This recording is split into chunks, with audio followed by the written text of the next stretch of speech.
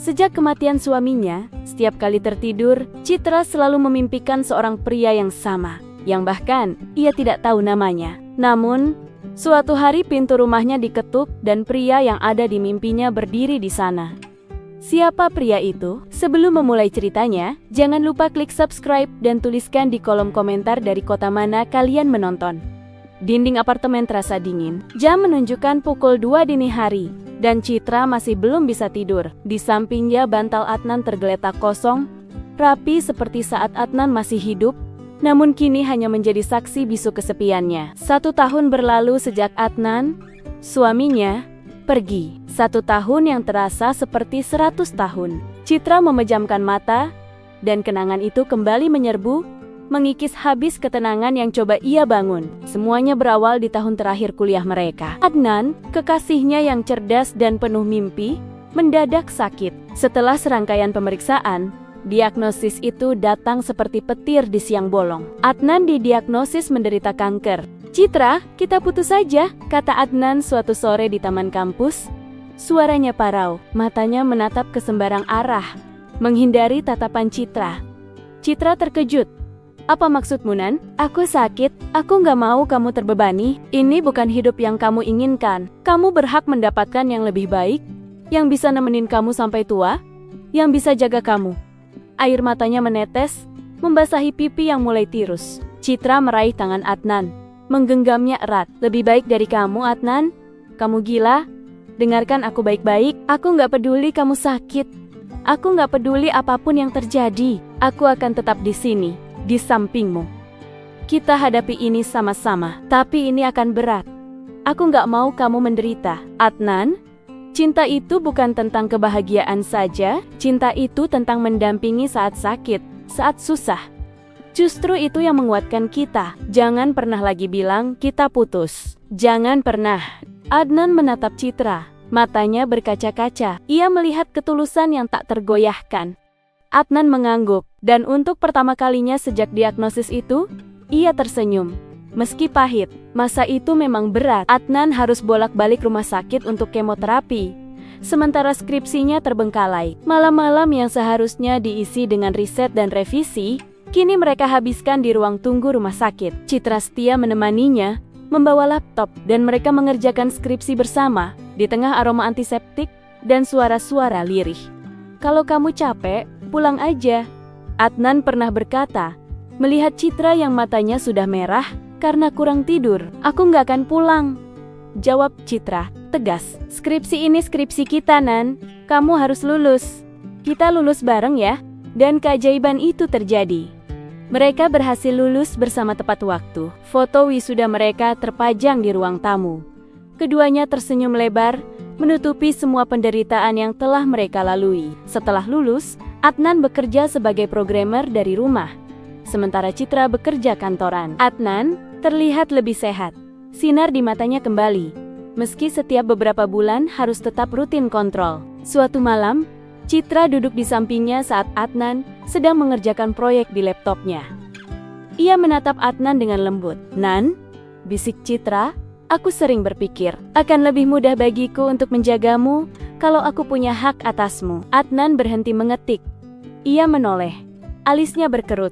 "Maksudmu?" Citra menatapnya. Matanya penuh makna. "Kalau kita menikah, aku bisa mendampingimu di mana saja, di rumah sakit, di rumah, tanpa orang-orang bertanya-tanya. Aku bisa merawatmu. Aku bisa memastikan kamu makan teratur, minum obat, dan istirahat." Adnan menunduk, menghindari tatapannya. Ia tahu betapa tulus Citra, tapi rasa ragu itu masih menghantuinya. "Cit, jangan bicara begitu. Kamu bisa dapat yang lebih sehat, yang bisa kamu ajak hidup normal, dan punya anak." "Hidup normal itu apa sih, Nan?" "Normal itu ketika kita bersama. Aku mencintaimu, itu saja. Aku nggak peduli soal risikonya. Aku cuma ingin bersamamu, denganmu, selamanya." Adnan menatap mata Citra. Ia melihat ketulusan yang murni, keteguhan yang tak tergoyahkan. Bukan hanya rasa kasihan, tapi cinta yang begitu dalam.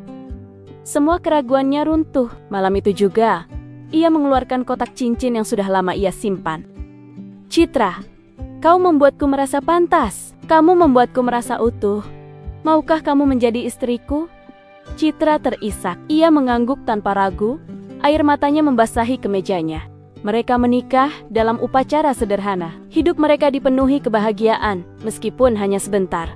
6 bulan yang terasa seperti surga. Hingga akhirnya, penyakit itu kambuh, kali ini lebih ganas. Adnan pergi dalam tidurnya, dengan senyum tipis di bibirnya. Citra tahu, ia pergi dengan tenang, karena ia telah hidup dalam cinta yang begitu dalam. Setelah Adnan tiada, Citra memutuskan untuk resign. Ia tidak sanggup lagi kembali ke kantor, melihat tawa teman-teman, dan menjalani hidup normal yang terasa asing. Ia memilih bekerja dari rumah, menjalani rutinitas yang dulu dijalani Adnan. Duduk di depan komputer, mendesain dan membuat kode. Ia ingin merasakan bagaimana rasanya menjadi Adnan. Setidaknya untuk sesaat, ruangan kerja Adnan masih sama. Baunya masih Adnan, dan Citra menghabiskan hari-harinya di sana. Ia merasa dekat dengan Adnan. Hampir setahun sejak Adnan meninggal, Citra masih sendiri. Ia tidak pernah berpikir untuk membuka hati lagi. Teman-teman dan keluarga mulai mendesaknya. Citra, kamu masih sangat muda. Kamu juga cantik dan pintar. Kenapa harus mengurung diri? Kata ibunya suatu kali. Ibu, hatiku masih untuk Adnan. Jawab Citra lirih. Adnan pasti ingin kamu bahagia, nak, kata ibunya dengan suara lembut. Citra hanya diam. Ia tahu ibunya benar, tapi hatinya menolak. Setiap malam, ia masih menangis dalam sepi, merindukan Adnan. Lalu, mimpi itu datang. Citra melihat seorang pria yang asing, tapi entah mengapa wajahnya terasa begitu akrab. Citra, kata pria itu dalam mimpi. Suaranya lembut tapi tegas. Sudah saatnya, dia sudah bahagia di sana. Sekarang, giliranmu. Pria itu tersenyum. Senyum yang begitu menenangkan. Anehnya, mimpi itu datang setiap malam. Citra mulai gelisah. Siapa pria ini? Mengapa ia mengatakan hal itu? Merasa perlu menjauh dari rutinitas yang monoton, Citra memutuskan untuk mencari suasana baru. Tempat yang paling menenangkan baginya adalah desa, tempat orang tuanya tinggal. Citra, anakku, seru ibunya. Suaranya pecah karena kebahagiaan yang mendadak. Matanya yang biasanya tenang, kini berbinar. Ia memeluk Citra yang baru saja tiba erat-erat. Seakan takut putrinya akan menghilang lagi. Citra membalas pelukan itu, membenamkan wajahnya di bahu sang ibu. Aroma masakan dan bunga melati yang khas dari rumah ini langsung mengobati kerinduannya. Air mata yang selama ini ia tahan, kini meluncur bebas, membasahi kain kebaya ibunya. Ya ampun, nak, kenapa tidak bilang mau pulang? Ibu bisa siapkan makanan kesukaanmu. Kamu kurusan ya sayang? Kenapa matamu sembab sekali? Ibu melepas pelukan, menangkup wajah Citra, mengamati setiap detail kelelahan di sana. Citra tidak bisa berkata-kata. Ia hanya menggeleng lemah, bibirnya bergetar. Aku cuma butuh istirahat, Bu, bisiknya. Suaranya serak. Mendadak aku kangen rumah, kangen ayah dan ibu. Ia tidak perlu menjelaskan lebih. Ibunya tahu. Ibu hanya mengangguk pelan, membawa Citra masuk ke dalam, membiarkan keheningan dan kehangatan rumah berbicara lebih banyak dari kata-kata. Hari-hari di desa terasa damai. Citra membantu ibunya memasak di dapur, memotong sayuran, dan mencicipi masakan yang sudah lama tidak ia nikmati. Ia juga membantu ayahnya memberi makan kambing dan bebek di halaman belakang. Udara segar, suara alam, dan kehangatan keluarga perlahan mengikis beku di hatinya. Hingga suatu sore, ketukan di pintu menginterupsi ketenangan. Citra yang kebetulan berada di dekat sana, melangkah untuk membukanya. Saat pintu terbuka, ia membeku. Pria yang berdiri di hadapannya, membawa amplop di tangan, adalah pria yang sama persis seperti dalam mimpinya. Jantungnya berdebar kencang. Pria itu, yang juga tampak terkejut, menatapnya dengan mata melebar. Citra, bisiknya. Suaranya seperti tidak percaya. Citra menatapnya bingung, mencoba mengingat. Ia menggeleng. Maaf, kamu siapa? Aku Raihan, teman masa kecilmu. Kamu tidak ingat? Tiba-tiba, seperti sebuah film lama, kenangan masa kecil mereka berputar di kepala Citra. Ada kilasan Raihan dengan celana pendek, tersenyum lebar sambil memanjat pohon jambu. Ada kilasan Raihan yang menangis karena jatuh dari sepeda. Ada kilasan Raihan yang memandang sedih saat ia harus pindah. Ia ingat bahwa saat itu Raihan harus pindah ke kota untuk ikut sang ibu setelah orang tuanya bercerai. Di belakang Citra, ayah Citra datang mendekat. "Wah, ada Raihan. Ayo masuk nak." Raihan masuk. Matanya masih tak lepas dari Citra. Ia menjelaskan tujuannya datang, memberikan undangan rapat pengurus RT kepada ayah Citra. Setelah basa-basi sebentar, ia pamit.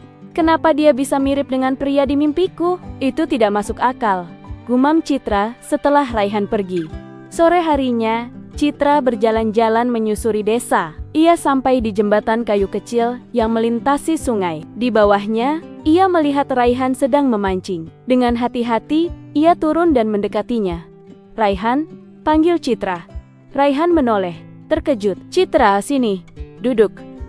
Ia menepuk tempat di sebelahnya. Mereka mengobrol. Citra menceritakan segalanya, dari kehidupannya di kota, pernikahannya, hingga kepergian Adnan. "Aku datang ke sini untuk menenangkan diri," katanya. Suaranya bergetar. "Aku mengerti," jawab Raihan lembut. "Aku turut berduka cita atas kepergian suamimu." Ia berhenti sejenak, memberikan ruang bagi kata-katanya untuk meresap. "Aku juga begitu. Sudah 2 tahun ini aku di desa. Dulu aku di kota. Hidup serba cepat. Tapi rasanya kosong, apalagi setelah ibuku menikah lagi dan punya keluarga baru. Aku memutuskan untuk pulang, beternak, berkebun, dan bekerja paruh waktu sebagai desainer grafis. Di sini, aku menemukan kedamaian." Suara air mengalir di sungai terasa menenangkan. Mereka duduk dalam diam sejenak, menikmati kebersamaan yang terasa begitu alami. "Besok aku panen apel," kata Raihan tiba-tiba. "Datanglah ke kebunku. Kamu bisa memetik sendiri. Nanti kamu juga bisa membawa pulang apel yang banyak." "Baiklah," jawab Citra, tersenyum. Hatinya yang dingin mulai terasa hangat. Keesokan harinya, Citra datang ke kebun apel Raihan. Pemandangan di sana begitu indah. Buah-buah merah bergelantungan di dahan, siap dipetik. "Wah, banyak sekali," seru Citra kagum. "Ya, ini panen raya," kata Raihan tersenyum. "Ayo, jangan malu-malu, ambil yang paling besar." Mereka memetik apel bersama. Sambil memetik, Citra memberanikan diri bertanya, "Raihan, boleh aku tanya sesuatu?" "Tanya apa?" "Sebelum kita bertemu kemarin, apakah kamu pernah memikirkanku atau melihatku dalam mimpi?" Raihan terkejut. Ia menghentikan gerakannya. "Kenapa kamu tanya begitu?" Citra tidak menjawab. Ia hanya menunduk. Raihan lalu menjelaskan bahwa ia mendengar kabar kematian suami Citra dari ayahnya. Ia penasaran dan mencoba mencari tahu. "Aku sedikit lupa sama kamu. Tapi aku cari di media sosial dan aku melihat fotomu. Aku merasa ada sesuatu yang aneh. Seperti aku merasa kita akan bertemu. Benarkah?" tanya Citra. Matanya berbinar. "Ya, tapi kenapa kamu tanya begitu?" Citra kembali tidak menjawab. Ia hanya tersenyum. Ia tidak ingin Raihan berpikir ia aneh. Setelah memetik apel, Raihan mengajak Citra ke rumahnya untuk membuat kue apel bersama. Setelah itu, mereka berkeliling desa dengan sepeda, seperti masa kecil mereka. "Kamu ingat kan? Dulu kita balapan sepeda sampai jatuh di sana," kata Raihan sambil menunjuk jalanan tanah yang kini sudah diaspal. "Aku ingat," kata Citra, tertawa. Tawa yang sudah lama tidak ia keluarkan. "Kamu menangis waktu itu karena kakimu berdarah. Kamu juga." "Dasar cengeng," ledek Raihan, dan mereka tertawa bersama. Hari-hari berlalu. Semakin banyak tawa daripada air mata. Citra mulai bisa tidur nyenyak, dan bantal kosong di sebelahnya tidak lagi terasa menusuk hati. Pagi-pagi, ia akan bangun dan mendapati pesan singkat dari Raihan. Sekadar ucapan selamat pagi atau kiriman foto embun di daun-daun kebunnya. Mereka sering bertemu, tidak selalu di tempat yang sama. Kadang mereka berjalan-jalan ke sawah di sore hari, membiarkan kaki mereka terbenam dalam lumpur, membicarakan hal-hal kecil seperti jenis padi yang ditanam atau suara katak yang nyaring. Kadang mereka duduk di beranda rumah Citra, minum kopi buatan ibu Citra, dan bercerita tentang mimpi-mimpi yang dulu mereka punya dan ketakutan yang kini mereka hadapi. Citra menceritakan bagaimana ia ingin lari dari kesedihan dengan bekerja dari rumah Dan Raihan menceritakan bagaimana ia merasa lebih damai di desa. Aku merasa aku harus selalu berduka, kata Citra suatu sore, memandang matahari terbenam. Aku merasa kalau aku bahagia lagi, maka aku akan mengkhianati Adnan. Raihan menatapnya dalam. Cinta itu tidak egois. Aku yakin Adnan ingin melihatmu bahagia, bukan terpenjara oleh kesedihan. Kata-kata itu begitu menenangkan. Citra sadar, ia tidak sedang melupakan Adnan. Ia hanya sedang memberi kesempatan pada hatinya untuk sembuh. Dan Raihan, dengan kehadirannya yang sederhana namun tulus, adalah perwujudan dari kesempatan itu. Suatu malam, saat Citra duduk di tepi ranjang, ibunya masuk, membawa segelas teh hangat. Ibunya duduk di sampingnya, memandangi wajah Citra yang kini terlihat lebih cerah. Ibu senang melihatmu seperti ini, nak, kata ibunya. Suaranya lembut. Sudah lama ibu tidak melihatmu tertawa lepas seperti kemarin. Citra tersenyum kecil. Tapi, aku masih sering memikirkan Adnan. Rasanya berat sekali, setiap kali mengingatnya. Semua orang tahu, nak, dan semua orang mengerti. Tapi, sudah setahun. Adnan pasti sudah tenang di sana, dan dia pasti akan senang melihat kamu kembali bersinar. Ibunya mengusap rambut Citra. Raihan itu anak yang baik. Ayahmu juga bilang begitu. Dia tidak pernah absen membantu tetangga yang kesusahan. Dia bisa diandalkan. Kalau memang dia jodohmu, jangan disia-siakan. Ibu, Citra menunduk, pipinya merona. Aku tidak tahu, hati itu tidak bisa dibohongi, nak. Ibu lihat matamu, ada sinar baru di sana. Jangan takut, kadang kebahagiaan itu datang bukan untuk mengganti, tapi untuk melengkapi. Ibunya tersenyum, menepuk bahu Citra, lalu meninggalkan kamar. Kata-kata ibunya terus berputar di kepala Citra. Melengkapi. Itu bukan pengkhianatan. Itu adalah sebuah babak baru. Kebahagiaan itu tidak berlangsung lama. Sore itu, Raihan datang ke rumah Citra. Langkahnya tidak seringan biasanya. Wajahnya yang selalu memancarkan ketenangan, kini terlihat tegang. Ia duduk di teras, memilin-milin jari. Matanya menatap ke bawah, seolah ada beban berat yang harus ia angkat. Citra menyadari ada yang salah. Raihan, ada apa? Kenapa mukamu murung begitu? Raihan menghela napas panjang. Ia mengangkat kepalanya dan menatap Citra. Matanya dipenuhi keraguan. Citra, aku harus cerita sesuatu. Aku dapat tawaran kerja. Citra mencoba tersenyum. Namun senyumnya terasa kaku. Jantungnya mulai berdebar tak nyaman. Itu berita bagus kan? Iya, sangat bagus. Raihan berhenti sejenak, mencari kata yang tepat. Aku dapat tawaran di luar negeri, gajinya jauh lebih besar. Ini kesempatan yang gak pernah terpikirkan. Tapi mereka butuh aku kerja di kantor. Jadi aku gak bisa kerja dari sini lagi.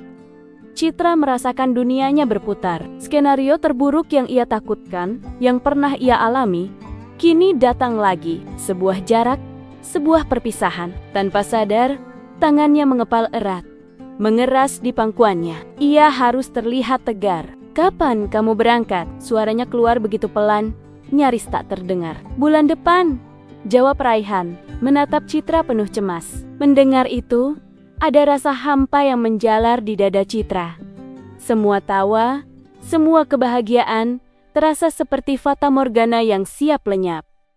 Ia menahan napas, memaksa dirinya tersenyum. Selamat ya Raihan, aku tahu kamu pantas mendapatkannya, aku ikut bahagia. Suaranya bergetar, dan ia benci itu. Ia benci betapa lemahnya ia di hadapan perpisahan. Citra, jangan bohong, kata Raihan. Suaranya pelan. Ia meraih tangan Citra yang dingin. Matamu tidak tersenyum. Kamu tidak bahagia. Kamu sedih. Aku bisa merasakannya. Air mata Citra yang selama ini ia tahan, kini mendesak untuk keluar. Ia menjeleng. Aku bahagia. Aku benar-benar bahagia buat kamu. Tapi ia tidak sanggup melanjutkan. Ia tidak bisa mengatakan betapa ia takut kehilangan lagi. Betapa ia takut kembali sendiri. Raihan mengusap punggung tangan Citra dengan lembut. Aku mengerti. Ada kesedihan yang mendalam di matanya. Aku juga nggak mau ninggalin kamu. Tapi ini cuma sementara. Aku akan kembali. Citra hanya diam. Ia menatap Raihan. Dan di sana ia melihat Adnan yang juga harus pergi. Namun, Raihan berjanji akan kembali. Dan entah mengapa, Janji itu terasa begitu meyakinkan. Malam itu, Citra kembali menangis. Ia tahu ini risiko dari sebuah kedekatan. Ia tahu Raihan akan kembali ke kehidupannya yang sibuk, sama seperti ia yang harus kehilangan Adnan. Namun, kenapa harus cepat ini? Hari keberangkatan Raihan tiba. Citra tidak berani datang ke rumahnya. Ia tidak sanggup melihat kepergiannya. Ia hanya duduk di kamar, menatap jendela, membiarkan air matanya jatuh. Tiba-tiba, ia teringat Adnan. Lalu ia teringat lagi kata-kata Raihan. Sudah saatnya, dia sudah bahagia di sana. Sekarang giliranmu. Kata-kata itu berputar-putar di kepalanya. Citra tersentak. Ia tidak akan membiarkan kebahagiaannya pergi lagi. Dengan tekad yang membara, ia bangkit. Ia merasa seperti ada kekuatan baru yang mengalir dalam dirinya. Ini bukan tentang Adnan. Ini bukan tentang masa lalu. Ini tentang masa depan, dan masa depan itu adalah Raihan. Ia berlari keluar rumah. Sepeda Raihan masih terparkir di halaman. Ia mengambilnya, mengayuh sekuat tenaga. Ia tidak peduli jika ia terlihat gila. Ia hanya ingin melihat Raihan. Sekali lagi, ia mengayuh melewati jalan setapak yang penuh kenangan, melewati kebun apel, melewati sungai tempat mereka mengobrol. Setiap kayuhan terasa seperti membuang beban. Ia sampai di rumah Raihan. Pintu terbuka. Raihan sedang menata kopernya. "Raihan," panggil Citra. Terengah-engah, Raihan menoleh, terkejut. Matanya melebar, melihat Citra yang basah kuyup oleh keringat dan air mata. Dadanya naik turun, seolah baru saja lari maraton. "Citra, ada apa? Kenapa kamu lari?" Citra tidak menjawab. Ia hanya menggeleng. Air mata kelegaan berjatuhan di pipinya. Ia berjalan perlahan ke arah Raihan dan berhenti di depannya. Tangan gemetar itu menyentuh tangan Raihan. "Sebelum kamu pergi, aku harus mengatakan ini," bisik Citra. Suaranya parau. "Aku suka kamu, Raihan. Aku mencintaimu." Raihan menatap Citra, dan matanya melembut. Ia menghampiri Citra. "Aku juga suka kamu, Citra," bisik Raihan. Suaranya bergetar. Ia menatap Citra dan tersenyum. "Tapi aku harus pergi. Ini kesempatan sekali seumur hidup." "Aku tahu." Citra menatap Raihan sambil menahan tangis. "Tapi aku bisa menunggumu. Berjanjilah kamu akan kembali." Raihan mengangguk. "Aku akan kembali. Aku janji. Tunggu aku ya. Aku akan menghubungimu setiap hari." Citra dan ayah Raihan mengantar Raihan ke stasiun. Mobil ayah Raihan melaju pelan, membelah jalanan desa yang masih sepi di pagi hari. Di kursi depan, Citra duduk diam, pandangannya kosong, menatap keluar jendela ke arah pohon-pohon mangga yang berbaris rapi, seolah berusaha mengukir setiap detail pemandangan itu di benaknya. Ia berusaha keras menahan air matanya agar tidak jatuh. Di kursi kemudi, ayah Raihan sesekali meliriknya dari spion, namun memilih untuk tidak mengatakan apapun. Ia tahu, kata-kata tak akan berguna. Di dalam mobil itu, keheningan terasa begitu berat, dipenuhi oleh emosi yang membuncah. Citra merasakan tangannya gemetar, dan ia mengepalkannya di pangkuan. Ia tahu ia tidak boleh menangis. Ia tidak mau Raihan khawatir. Ia harus tegar. Tetapi rasanya, tegar di tengah situasi seperti ini adalah sebuah kemustahilan. Mereka sampai di stasiun. Udara terasa dingin dan lembab. Aroma basah tanah dan uap kereta yang baru tiba bercampur menjadi satu. Bunyi pengumuman keberangkatan menggema di seluruh ruangan, menambah ketegangan di antara mereka. Ayah Raihan memeluk putranya dengan erat, menepuk punggungnya dengan penuh kasih. "Jaga diri baik-baik, nak. Telepon ayah kalau sudah sampai," pesan ayahnya. "Pasti, ya," jawab Raihan. Ia berbalik, menatap Citra. Mata mereka bertemu. Tidak ada kata-kata yang diucapkan, hanya sebuah tatapan, penuh dengan janji dan ketulusan. Janji untuk kembali. Sebuah pengumuman terakhir berbunyi, menandakan kereta akan segera berangkat. Raihan meraih tangan Citra, menggenggamnya erat, seolah tak ingin melepaskannya. "Citra, sebenarnya setelah melihatmu di media sosial, aku selalu berdoa agar suatu hari bisa bertemu dan dekat lagi denganmu," ujar Raihan. Citra sedikit tersentak. Apakah doa itu yang membuat Raihan selalu muncul di mimpinya? Raihan melihat Citra yang tampak bingung, lalu ia berkata, "Jaga dirimu baik-baik ya. Tunggu, aku Citra tidak bisa berkata-kata. Ia hanya mengangguk, matanya mulai berkaca-kaca. Ia mengangguk lagi, mencoba meyakinkan Raihan dan dirinya sendiri. Raihan tersenyum, senyum yang menghangatkan hati. Ia melepaskan tangan Citra dan berjalan perlahan menuju kereta. Langkahnya terasa berat. Di peron, ia berhenti, menoleh ke belakang, dan melambaikan tangan ke arah Citra. Citra membalas lambaiannya dengan tangan yang masih gemetar. Bibirnya tersenyum, namun matanya basah.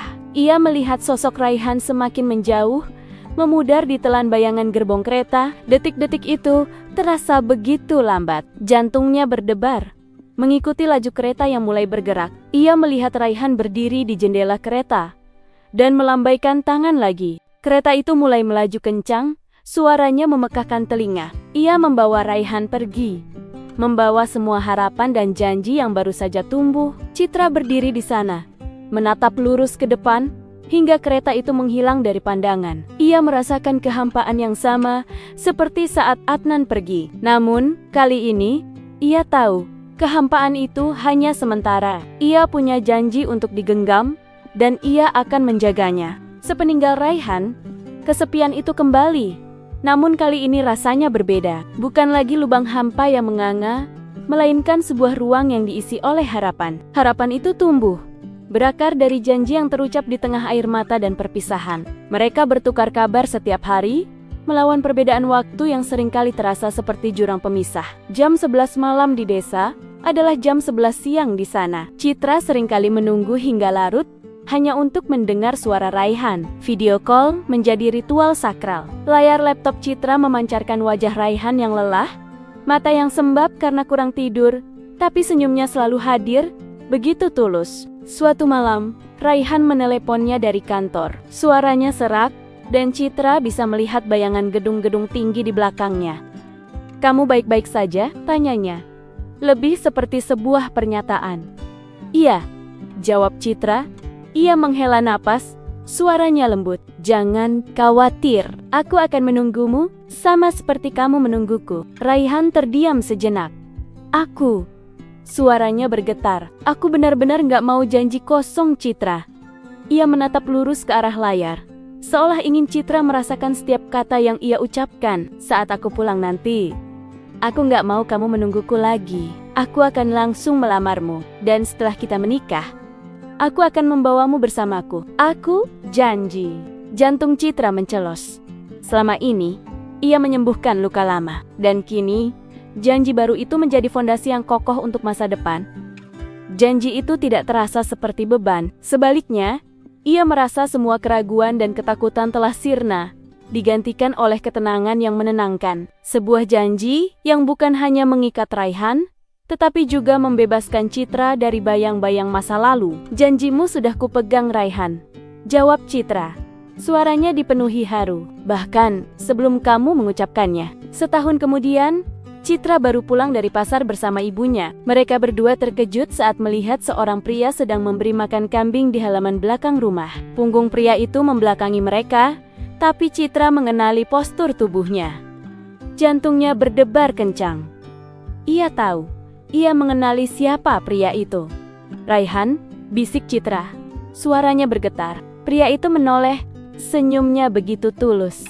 "Aku pulang, Citra." Citra menjatuhkan kantung belanjaannya. Air mata kebahagiaan mengalir deras di pipinya. Ia berlari ke hadapan Raihan dan tersenyum penuh kerinduan. Akhirnya, setelah 2 kali kehilangan, ia menemukan rumahnya. Rumah yang sesungguhnya. Raihan menatap lurus ke mata Citra. Perlahan, ia berlutut, mengeluarkan sebuah kotak kecil berwarna bludru dari saku jaketnya. Di saat yang sama, ibu Citra yang terpaku di ambang pintu berseru lirih. Di belakangnya, ayah Citra muncul dari dalam kandang, membawa ember pakan. Wajahnya terheran-heran. Di hadapan kedua orang tua Citra yang kini menatap penuh haru, Raihan membuka kotak itu. Sebuah cincin perak dengan ukiran sederhana berkilauan di dalamnya. "Citra, aku tidak tahu bagaimana cara berterima kasih karena sudah menungguku. Setahun di sana membuatku sadar, tidak ada tempat yang terasa seperti rumah tanpa kamu di sisiku. Maukah kau ikut denganku ke Amerika? Maukah kau menjadi istriku?" Citra tidak bisa berkata-kata. Ia hanya mengangguk, Air mata yang membasahi pipinya adalah air mata kebahagiaan yang murni. Ia mengangguk lagi dan lagi. Raihan tersenyum lega. Ia berdiri dan dengan lembut memasangkan cincin itu di jari manis Citra. Cincin itu pas, seolah memang dibuat khusus untuknya. Ayah Citra tertawa, meletakkan embernya dan memeluk mereka berdua. Ibu Citra mengusap air matanya dan berjalan mendekat, merangkul Citra dan Raihan. Di halaman rumah itu, di tengah suara-suara kambing yang mengembik dan aroma rumput kering, mereka berdua merayakan babak baru dalam hidup. 1 bulan kemudian, di sebuah masjid kecil, Raihan dan Citra mengikat janji suci. Disaksikan oleh keluarga dan teman-teman dekat, mereka akhirnya bersatu. Raihan tidak pernah lagi meninggalkan Citra. Setelah menikah, mereka memulai hidup baru di Amerika, di sebuah apartemen kecil di pinggir kota. Jendela apartemen itu selalu terang, karena setiap malam, Citra dan Raihan menghabiskan waktu bersama, bercerita, tertawa, dan membangun rumah yang sesungguhnya.